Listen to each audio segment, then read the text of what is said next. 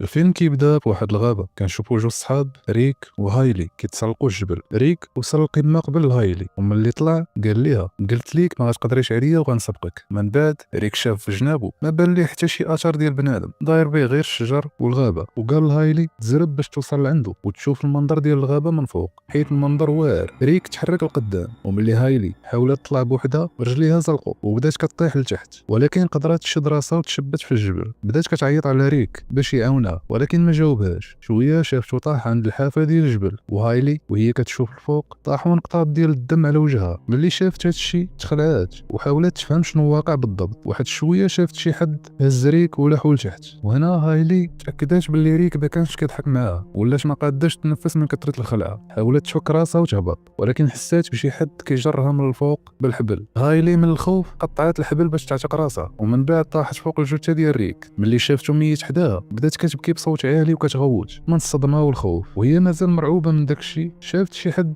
جاي لجهتها من بين الشجر، غير استوعبت البلان جرات دغيا لجهه طوموبيلتها باش تهرب. وهي كتجري اكلها واحد السلك في رجليها، ومن بعد ما طاحت في الارض كنشوفوا شي حد جرها وداها لبعيد. وهنا كنعرفوا باللي بزاف ديال الناس كيغبروا في هاد البلاصه في غرب فيرجينيا، والناس كيشوفوا باللي كاينين وحدين الشكل ديالهم غريب ومشوهين عايشين في هاد الغابه وكياكلوا لحم البشر، واي واحد جا لهاد الغابه هذوك المشوهين كيقتلوه. المشهد اللي موراه كنشوفوا طوموبيل في الطريق سايقا واحد سميتو كريس، وغنعرفوا باللي عنده مقابله ديال الخدمه غادي يحضر ليها اليوم. ولكن من بعد ما ضرب مسافه كريس وحال وسط الزحام في الثلوج. ملي شاف الطوموبيلات ما بغاوش يتحركوا نزل من طوموبيلته ومشى عند الشيفور ديال الكاميون اللي قدامه وسولو على السبب ديال الزحام. الراجل قال ليه باللي شي كاميون ديال الزبل تقلب على بعد 4 كيلومتر من هنا وديك المواد كلها تخوات في الطريق، وعلى هادشي الزحام غادي ياخذ شي سوايع باش يتفكوا ويتحركوا. كريس تعصب ملي سمع هادشي حيت اصلا معطل على الخدمه، ودابا الا تسنى هاد الزحام كامل يخفف غادي يخصو يوقف بزاف وهادشي غيخليه يزقل وقت الخدمه ديالو. هنا كريس دار دوميتور بالطوموبيل ديالو وبدا كيقلب على طريق اخرى. عيط للبلاصه اللي كان غادي ليها وحاول يشرح لهم الوضع ديالو، وقال لهم باللي راه واحد في الزحام وعنده ضرب فوق طاقته وباللي ما غاديش يقدر يوصل بكري اليوم بسبب الزحام، ولكن بما ان البلاصه فين كاين بعيده وفيها الجبال الريزو كيتقطع.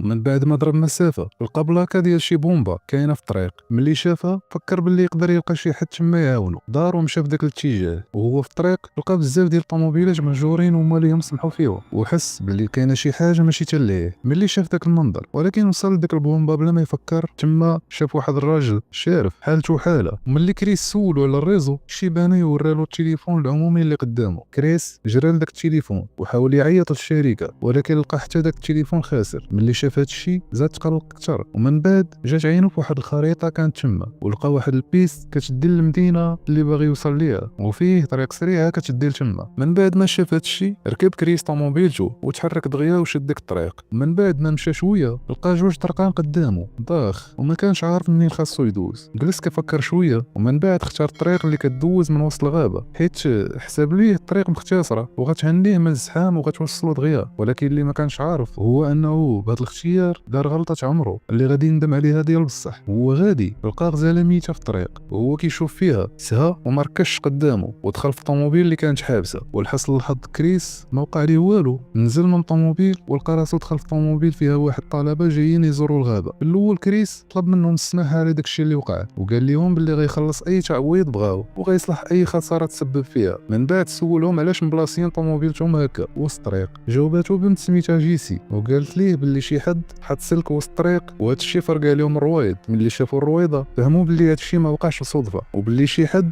حط داك السلك بالعاني في الطريق. ودابا هما ما بقاوش قادين يتحركوا من تما حتى طوموبيل كريس حيت تفرشخات بسبب الحادثه، وهكا ولاو كاملين محبوسين. من بعد جيسي قالت لهم كاينه بومبا ديال ليسونس قريبه ويقدروا يلقاو فيها شي تليفون، ولكن كريس قال لهم راه يلاه جاي من تما والتليفون خاسر، يعني بلا ما يعذبوا راسهم ويمشيو. من بعد الدراري قرروا يتمشاو لقدام على امل غادي يلقاو شي حد يعاونهم في الطريق. وقبل ما يمشيو خلاو ايفان وفرانسين حدا طوموبيل باش يحضيو الباكاج وهما غادي غاديين لقاو حيوان ميت في الارض وباين شي حد قتلو بالعاني، ولكن ما داوهاش فيه وكملوا طريقهم. ملي ضربوا مسافه لقاو بزاف ديال الروايض مجموعين في بلاصه واحده كيتحرقوا. كريس ملي شاف هذا المنظر فهم باللي البلاصه فين كاينين ماشي عاديه وحس بالخطر، وقال لهم باللي خاصهم يتحركوا ويكملوا المشي. في الجهه الاخرى ايفان وفرانسين كانوا جالسين بوحدهم حاضين داكشي اللي في الطوموبيل وكيتسناو صحابهم يرجعوا وهما معاهم شي حد ولا شي حاجه تعاونهم. ولكن شويه ايفان بدا كيسمع صداع جاي من الغابه. ملي سمع هادشي قال لفرانسين تبقى جالسه بالطوموبيل وقال لها راه ما غيتعطلش، غيمشي غير يشوف الصداع منين جاي. وفعلا ايفان دخل لجهه الغابه. فرانسين بقات في الطوموبيل كتسناه، ولكن شافت الوقت داز وايفان تعطل بزاف وما رجعش. داكشي علاش دخلت الغابه تقلب عليه. وهي غاديه لقات السبرديله ديال ايفان طايحه في الارض. ملي شافت هادشي ما فهمات والو، وعلاش ايفان مخلي سبرديلته مرميه في الارض هكا. زادت تمشات شويه وهي تلقى ودن بنادم طايحه في الارض وفيها حلقات، وهادو نفس الحلقات اللي كان داير ايفان. فهمات بلي هذيك ونو، غير استوعبات هادشي تخلعات وعرفات بلي البلاصه خطيره بزاف. وقبل ما تلحق تهرب جا واحد من موراها وقتلها. في الجهه الاخرى الدراري كانوا باقي كيتمشاو حتى وصلوا للخير ديال الطريق وما بقات قدامهم حتى طريق اخرى. قرروا يدخلوا وسط الغابه. ملي تمشاو مسافه لقاو دار قدامهم، وهادشي عطاهم شويه ديال الامل اللي يقدر يكون شي حد لداخل يعاونهم. فرحوا بزاف ومشاو لجيش الدار. غير قربوا شافوا بزاف ديال الطوموبيلات كاينين حتى البلاصه وحسوا باللي كاينه شي حاجه في شكل. كريس دق في الباب ولكن حتى حد ما جاوبو. حلوا الباب ودخلوا لراسهم، لقاو الدار مرونه وحالتها حاله، وحسوا باللي هاد الدار هادي شهور ما تنقاتش والطبله ديال العشاء كتعيف. الدراري بداو كيقلبوا على تليفونات باش يعيطوا للبوليس ولا شي حد يعاونهم، ولكن ما لقاو حتى شي حاجه. وهما كيقلبوا لقاو سوار الطوموبيلات بزاف. كريس تصدم ملي حد الثلاجه حيت لقى قراعي فيهم اعضاء ديال بنادم مخبيين. وماشي غير هادشي، جيسي حتى هي ملي دخلت للحمام لقات جثه في الفانيو. تخلعات ملي شافت داك المنظر، وملي هزات الغطا ديال واحد البرميل لقاو نفس السلك اللي كان في الطريق وتقابل لهم الروايض.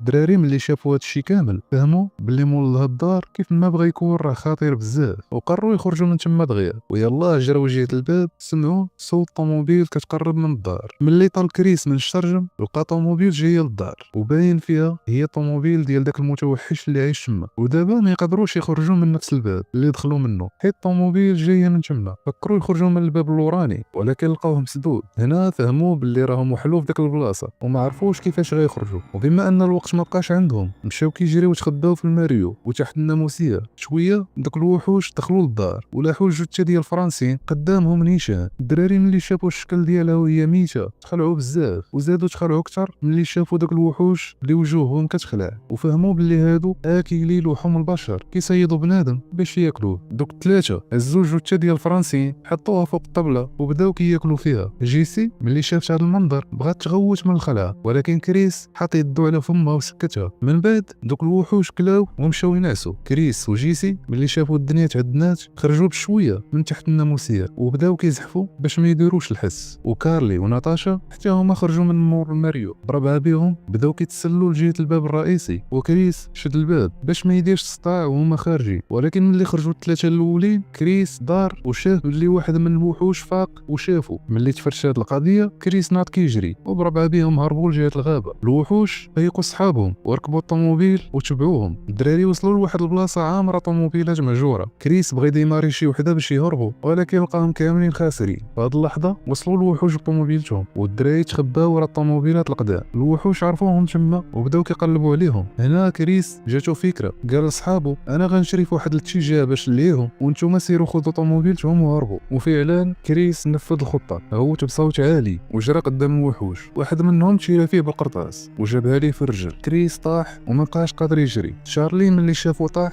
رجع باش يعتقو، ولكن الوحوش شافوه وضربوه بسهم في صدره ومات في البلاصه.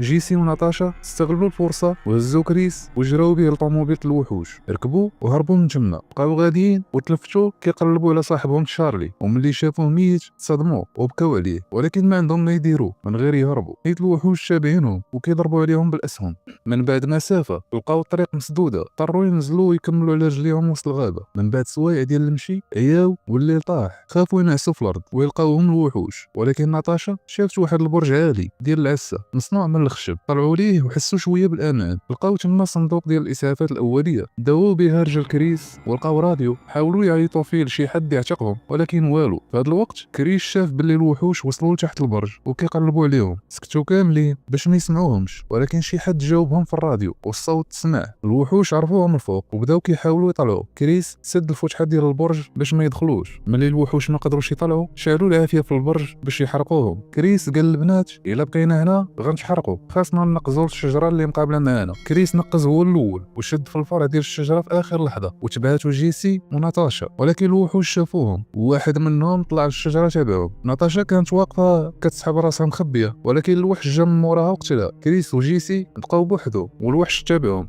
كريس دار خطه، جر واحد الفرع عنده ودار ليه بحال النبله، وملي قرب الوحش طلقوا وضربوا به طيحوا الارض. سحابوا لتحت تعصبوا وحلفوا ولا خلاوه. كريس وجيسي هربوا لجهه الشلال وتخباو في واحد الكهف وراه. الصباح ملي طلعت الشمس خرجوا ولقاو طريق قدامهم، فرحوا بزاف وحسوا باللي الكابوس سالا، ولكن يا فرحه ما تمت. واحد الوحش جا موراهم دفع كريس طيحوا من التل وخطف جيسي. كريس ناض كيعرج ولقى طوموبيله البوليس طريق، وقف قدامها وغنعرفوا باللي داك النداء اللي داروا في الراديو سمعوه البوليسي وجا يعتقهم. ولكن قبل ما كريس يهضر جا سهم فاعل البوليسي قتلوه. كريس تخلع ركب طوموبيل وبغى يهرب، ولكن ما لقاش السوارج. شاف واحد الوحش جاي هز البوليسي ورماه اللور وركب باش يصوب. كريس دغيا نزل وتشعلق تحت الطوموبيل. الوحش ساق الطوموبيل ورجع للدار. تما كريس شافهم مكتشفين جيسي وباغيين يطيبوها حيه. الوحوش دخلوا جثه البوليسي وبداو كياكلوا فيه. واحد منهم هز موس وقرب يذبح جيسي، ولكن في هذه اللحظه كريس شعل العافيه في الباب ديال الدار ودخل بطوموبيله البوليسي، هرس عليهم البلاصه وضرب الوحش بالطوموبيل. ناضت الروينه. كريس فك جيسي، ولكن الوحوش صحاح ما كيموتوش دغيا. واحد هجم على كريس بالشاقور، ولكن جيسي ضرباتو بسهم في ظهره. بقاو مضاربين معاهم وفي الاخر قدروا يخرجوا من الدار. السلاح كانت فيه غير قرطاسه وحده. كريس شراها في الريزيرفوار ديال الطوموبيل والدار تفرقعات بيهم وتحرقوا داك الوحوش كاملين. كريس وجيسي ركبوا الطوموبيل ديال الوحوش وهربوا. وصلوا لمحطه ليسانس اللي كانت في الاول. كريس نزل وحيد ديك الخريطه المعلقه باش حتى حد ما باقي يغلط ويتبع ديك الطريق ويموت بحاله. وهنا كتسالي القصه ديالنا. الا عجبك الملخص خلي لايك واشتراك في القناه باش يوصلوك الملخصات جايين. تهلاو.